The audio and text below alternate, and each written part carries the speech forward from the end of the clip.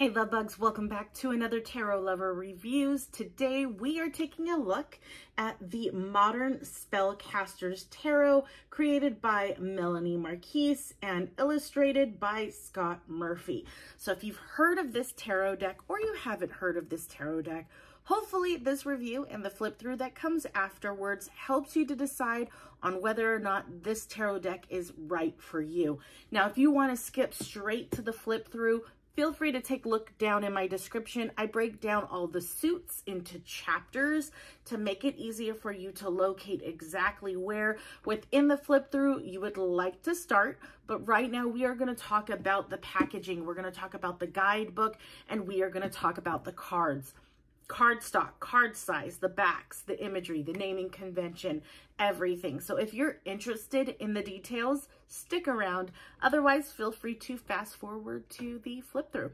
So let's go ahead and get into the packaging. Now, the packaging is a little bit larger than the typical packaging that you would see with your average tarot deck, and I will explain exactly why. That this particular tarot deck was published by Llewellyn, and Llewellyn has done a lot of what they call kits, tarot kits, and their tarot kits all come in the same type of packaging. So that's the nice thing about having kits from Llewellyn. You know exactly what type of packaging you're going to receive and exactly what type of cardstock and texture you are going to get with those cards, because they are all basically the same. So it's nice to know this ahead of time, especially if you already have one of their kits. So this is what that looks like. Now, before I kind of open up the box, I want to explain another thing that I absolutely love about this particular type of package is that it's made in such a way that it looks like a book. And you can put this on a bookshelf and it looks aesthetically pleasing. They're all the same height. They don't come in different heights. They are the same type of packaging. So when they are all lined up on a bookshelf, it looks fantastic. So I love that. All of the packaging opens like so, basically like a book.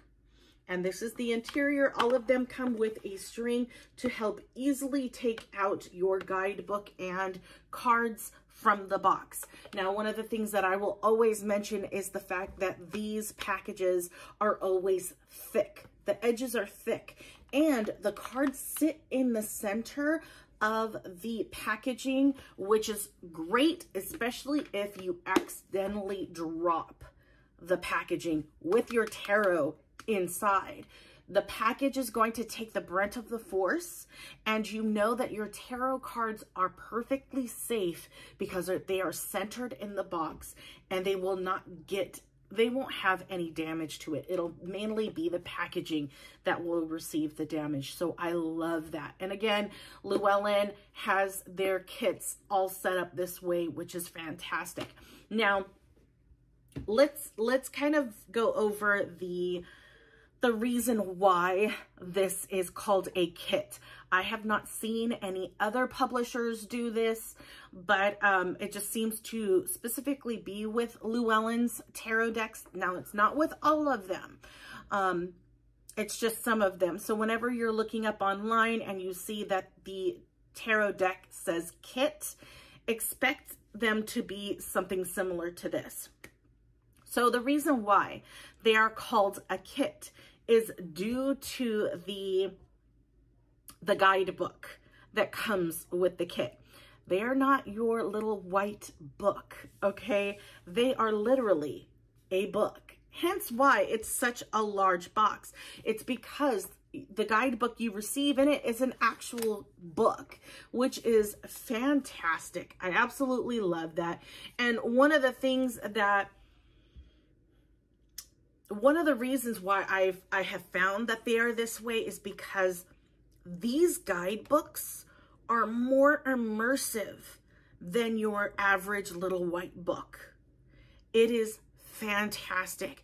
It gives the author so much more wiggle room to expand on each individual card more in depth and give their insight as to what you're seeing on that card or why they chose what they chose. So that's one of the reasons why I love Llewellyn's kits, is because their guidebooks are so immersive. They're so detailed, give so much more information than your average white book. So another thing that you will find within the guidebooks is that the cards, you will get a card, an image of the card with every single explanation, definition, what have you. But you also get it in full color. So you can get, I mean, the pages are quality in the books. It's fantastic. And yeah, so that's what you are going to get within the guidebook. Now, you're also going to get some extra information within the guidebook, one of which is the tarot spreads. So with Llewellyn's guidebooks, within their kits, from what I've noticed, you will always receive tarot spreads within the guidebook. And you know me, I am all about including some type of tarot spread within the guidebook. Even if it's going to be a 3-card spread, as long as there is some type of tarot spread in the guidebook, it is extremely helpful to the person who receives this deck. Even if they are a seasoned reader, it's still nice to know that there is a tarot spread in here that they can utilize with this tarot deck. Sometimes they are themed to that particular tarot deck. This particular one, not so much, but still, you receive tarot spreads within the guidebook. And then another thing that you will receive towards the beginning of the book is more, you know, it all depends on the author's, it's all the author's choice as to what they want to include in the beginning of the book. Typically, it's an overview of what tarot is about, but you actually get more information with this one in regards to spell work, hence SpellCasters. So with each explanation of the cards, let me explain something here. With the major arcana, you receive several different breakdowns for that particular card. You receive a description, you receive a divinatory meaning, you receive a reversed explanation, and each of these are pretty good length paragraphs. And then you also get a magical use paragraph, because you can utilize these cards in your spell work, which is fantastic. So if you're looking for a particular card, tarot card, that you would like to include, that particular type of energy that you would like to include within your spell work, this book will help you figure out what would work best for that particular card, what type of spells would work best for that card. So that is the major arcana. You receive that, the meaning, the divinatory meaning, the reversed meaning, and the magical use meaning. In the minor arcana, you get the same thing, with the exception of you do not get the divinatory meaning. So you do get a description, you get the reversed, and you get the magical uses for the minor arcana. So yeah, that is pretty much your guidebook. And the books within the kits for Llewellyn's tarot decks, they differ. Some of them say handbook, some of them say guidebook, some of them say companion book. They all basically are the same. So that is your guidebook. Let's talk about the cards. So this is the backing of the cards, okay? And as you can see, it is glossy coat. So it's a glossy coat. I have a hard time with gloss. I have a love-hate relationship with glossy cards. It's inevitable. There's nothing you really can do when it comes to a tarot deck that you want that comes in a glossy coat. But there are ways to make it a little less slippery, which is my whole thing with glossy cards, is that the cards slip around too much for my liking, and It's just harder to control. But of course, with wear and tear, with constant use, the cards will get less, you know, less slippery over time. But you can always utilize the fanning powder that's out there. I believe magicians use it for their poker card tricks, that you can use on your tarot cards to kind of get that slipperiness to go away and make it a lot easier to utilize. So yeah, that is that. Okay, let's talk about the size of the cards. The size of the cards are not too far off from your standard tarot card. Just to give you an idea of what I'm talking about, I have a standard Rider-Waite tarot card here, and if I hold it up, you can see it's just a little bit shorter than your average tarot card, which honestly you can't really tell the difference when holding the tarot cards. And I think when they're a little bit shorter, I find it a little bit easier to be able to shuffle the cards a lot better if you do it in that poker style or the riffle shuffle. You know what I mean? I just feel like it's a lot easier to hold on to the cards this way when they're a little bit shorter. But again, you don't really notice a big difference when you're holding them that way. And again, you do not have to, I will always say this, you do not have to shuffle your tarot decks that way, in that riffle shuffle, okay? You can shuffle it however way you feel comfortable. You can do that under over type of method, however you see fit. You can put it on the table and swish it around and put them back together, and you've shuffled your cards. You could just constantly just cut the deck, and that is a way of shuffling your cards. It's whatever works for you, honestly. So, yeah, let's talk about the cardstock. The cardstock for Llewellyn's kits, like I said, are all the same. And they are fairly thin, okay? They are a very thin cardstock, very flexible. That's just one of the reasons why I don't like doing that, because they bend so easily. I prefer my cardstock to be a little bit on the thicker side. That way I feel that they will last a lot longer than the thinner ones. I want to be able to keep my tarot deck for years, decades to come. I don't want to feel that, you know, within a year I need to buy a new tarot deck, or, you know, that particular tarot deck I got to buy again. I don't want that. I want to be able to keep, you know, what I've purchased, because I've obviously purchased that one for a reason. But yeah, that is the cardstock. I'm trying to think if there's anything else. No. Okay, so the last piece of my review that I want to talk about is the naming convention and the imagery for this deck. Now, when I get into this piece, I always like to explain what I am doing, why I do what I do, which is compare the imagery and the naming convention to the Rider-Waite Smith tarot deck. The reason why I do that is because a lot of the guidebooks that are out there for you to purchase separate from the guidebook that comes with the deck is mainly focused or mainly inspired by the Rider-Waite Smith tarot deck.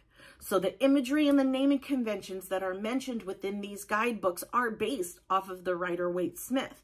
So if you have any of these guidebooks, you may find it hard to utilize it with some of the tarot decks out there, because they may not use the same naming convention or imagery like the Rider-Waite Smith. Really, the creator of that tarot deck can do whatever they want, image-wise, naming-wise, as long as it still kind of fits within, you know, the tarot system. So that is why I do what I do.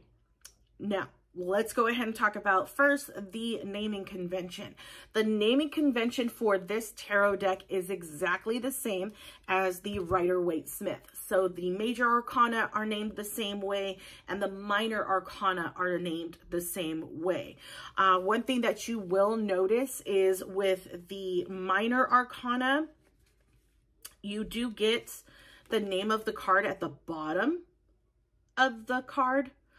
Whereas I believe in the Rider-Waite-Smith, it doesn't necessarily have that. I don't think I've really ever noticed it. I'm just so used to it. But yeah, other than that, the suits in the minor are exactly the same. So you have Pentacles, Cups, Wands, and Swords.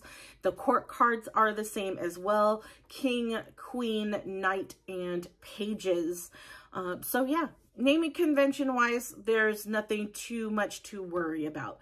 Now, in regards to the imagery within this deck compared to the Rider-Waite-Smith is different.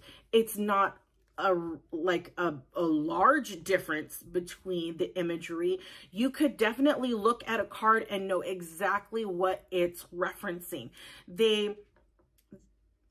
Some of the cards are close to what the original Rider-Waite-Smith card looks like, but with the theme of this particular tarot deck, the imagery is going to change, which tends to happen with a lot of these tarot decks out there, is that the imagery is adjusted based off of the theme of that card, and the imagery could or could not go based off of the Rider-Waite-Smith.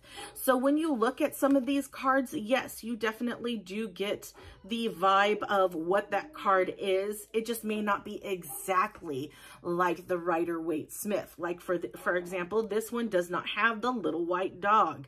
There isn't a whole lot of, you know, landscape in the background compared to the Rider-Waite-Smith. So you will notice that there's going to be some differences, a lot of differences within this card, but as far as how far is it away from the Rider-Waite-Smith, it's not that far away. You still get the idea, the concept of that particular card and what it's trying to convey. There's a lot of information on each of these cards that will help you to and tell you exactly what that card is. Other than that, the imagery of these cards are absolutely gorgeous. Love them. The color tones in them are beautiful. The people, the characters within the cards, I love the expressions that they give. It's very expressive. It gives you a lot to look at. I love it. I love it. It's very clear, very cohesive. The colors are perfect, and they definitely work for this particular theme. Other than that, yeah, I hope in some way this review has helped you. If it has, leave a like and feel free to check out my channel. See if there are any other tarot decks that I've reviewed that you might be interested in watching. If you don't see a particular tarot deck that you're looking for, feel free to leave a comment. Let me know what that tarot deck is. I'll check to see if I don't already have it. If I do, I'll be sure to make a video of that. If I don't, then I will add it to my list of tarot decks that I possibly might need. Yeah. All right, guys, without further ado, here is the flip through. Enjoy, and I'll talk to you guys later. Bye.